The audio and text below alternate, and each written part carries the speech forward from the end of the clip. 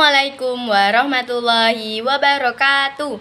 Halo teman-teman semuanya, perkenalkan nama saya Ratna Ratulia Ningrum dari kelas 8B absen 28. Di video pembelajaran kali ini saya akan membahas tentang sumber daya alam kemaritiman Indonesia.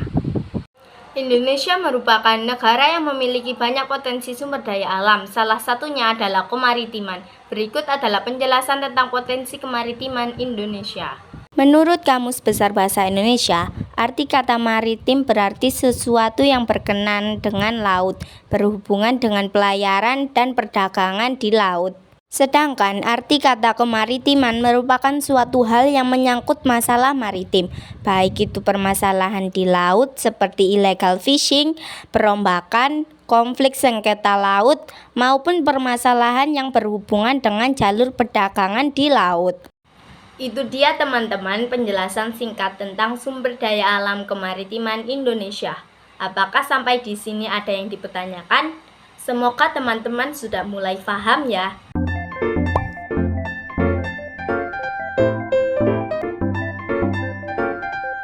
Betul sekali, Indonesia memiliki laut yang luas.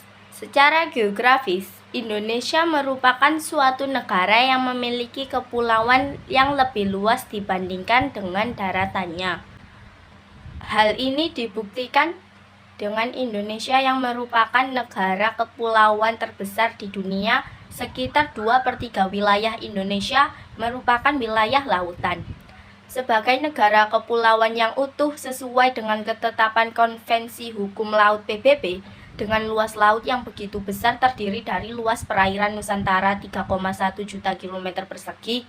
Luas tersebut belum termasuk luas kawasan zona ekonomi eksklusif seluas 2,7 juta km persegi, sehingga luas total perairannya menjadi sekitar 5,8 km persegi, memiliki panjang garis pantai kurang lebih sekitar 81.000 km, serta gugusan pulau sebanyak 17,508 pulau. Wah, sangat luas ya teman-teman. Selanjutnya, kita akan masuk ke potensi sumber daya alam kemaritiman Indonesia. Di sini saya akan membahasanya 3 potensi sumber daya alam kemaritiman, yaitu yang pertama ada perikanan, kedua energi kelautan, dan yang ketiga adalah wisata bahari. 1. Perikanan. Laut Indonesia memiliki angka potensi lestari yang besar, yaitu 6,4 juta ton per tahun. Potensi lestari adalah potensi penangkapan ikan yang masih memungkinkan bagi ikan untuk melakukan regenerasi hingga jumlah ikan yang ditangkap tidak mengurangi populasi ikan. Berdasarkan aturan internasional, jumlah tangkapan yang diperbolehkan adalah 80% dari potensi lestari atau sekitar 5,12 juta ton per tahun. Kenyataannya, jumlah hasil tangkapan ikan di Indonesia belum mencapai angka itu. Artinya, masih ada peluang untuk meningkatkan jumlah tangkapan yang diperbolehkan. Jika dibandingkan sebaran potensi ikannya, terlihat ada perbedaan secara umum antara wilayah Indonesia bagian barat dan timur. Di Indonesia bagian barat, rata-rata kedalaman laut 75 meter. Jenis ikan yang banyak ditemukan adalah ikan pelagis kecil. Di kawasan Indonesia Timur, rata-rata kedalaman laut 4.000 meter. Jenis ikan yang banyak ditemukan ialah ikan pelagis besar seperti cakalang dan tuna. Selain ikan di lautan, penduduk Indonesia melakukan budidaya ikan di daerah pesisir. Di pantai utara Pulau Jawa, banyak masyarakat mengembangkan usaha budidaya ikan dengan tambak. Jenis ikan yang dikembangbiakan di tambak adalah ikan bandeng dan udang. Kekayaan alam di Indonesia berupa ikan banyak diambil nelayan dari negara lain, berupa praktik pencurian ikan atau illegal fishing. Ada beberapa wilayah perairan Indonesia yang paling rawan dengan praktik pencurian ikan, yaitu Laut Arafuru, Papua, di perairan Indonesia Timur. Yang kedua adalah energi kelautan. Salah satu potensi laut atau kemaritiman Indonesia adalah energi kelautan atau yang biasa disebut dengan energi terbarukan. Energi kelautan terdiri dari energi gelombang, energi pasang surut, energi arus laut, dan energi panas laut. Energi gelombang atau wave power merupakan jenis energi yang bisa diperoleh dengan memanfaatkan gelombang laut. Energi pasang surut atau tidal power merupakan energi yang dihasilkan dari pasang surut air laut dan menjadikannya energi dalam bentuk lain. Energi arus laut atau current power merupakan energi yang berupa gerakan horizontal massa air laut, biasa dimanfaatkan sebagai pembangkit listrik. Energi panas laut atau ocean thermal energy conversion, energi yang dihasilkan dari perbedaan suhu antara permukaan laut dengan bawah laut.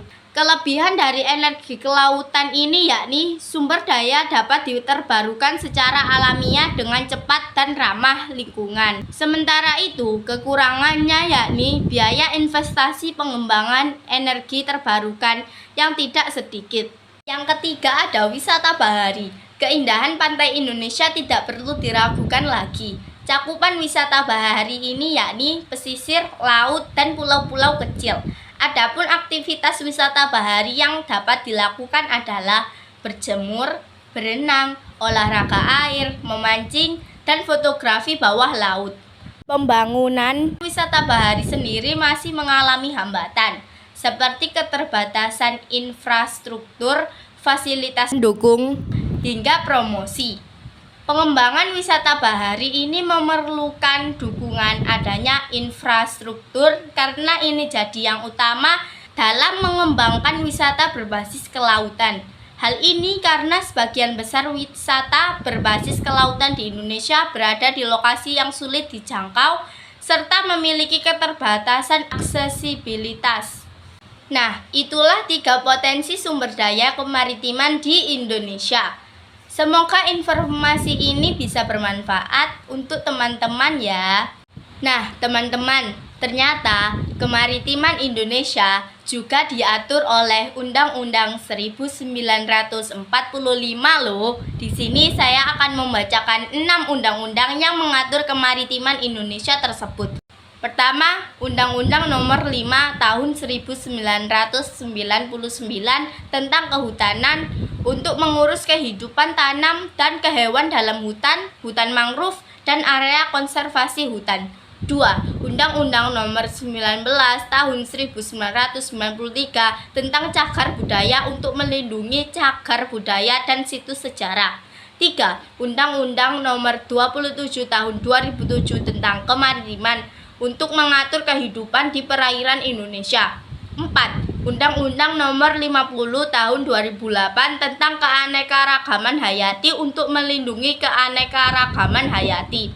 5. Undang-Undang Nomor 11 Tahun 2014 tentang keolahragaan untuk memajukan olahraga di Indonesia.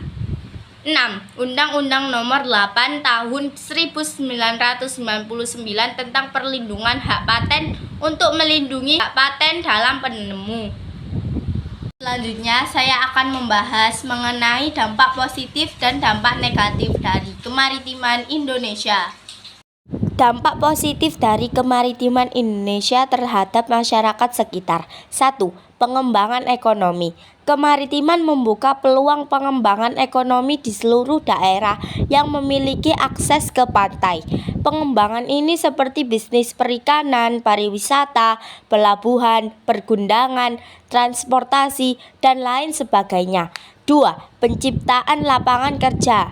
Kemaritiman juga menciptakan lapangan kerja yang besar, terutama untuk pekerja di bidang perikanan, logistik, telekomunikasi, pariwisata, dan sebagainya.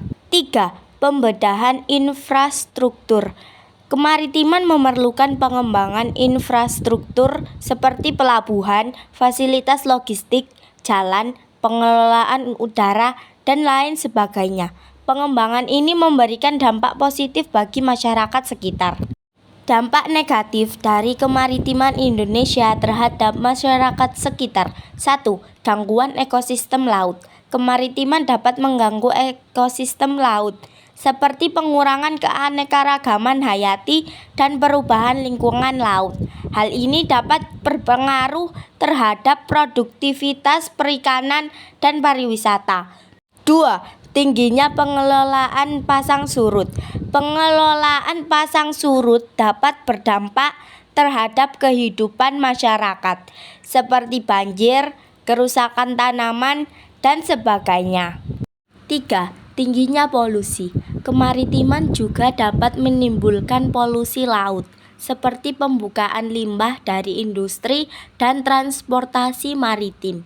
Hal ini dapat merusak lingkungan, terutama ekosistem laut. Kesimpulannya, kemaritiman Indonesia memiliki dampak positif dan negatif terhadap masyarakat sekitar. Namun, manfaat dari industri kemaritiman lebih banyak dibandingkan mudarat sekitar. Teman-teman, tidak terasa ya, video pembelajaran kali ini sudah hampir berakhir. Terima kasih untuk teman-teman semua yang sudah melihat video ini dari awal hingga akhir.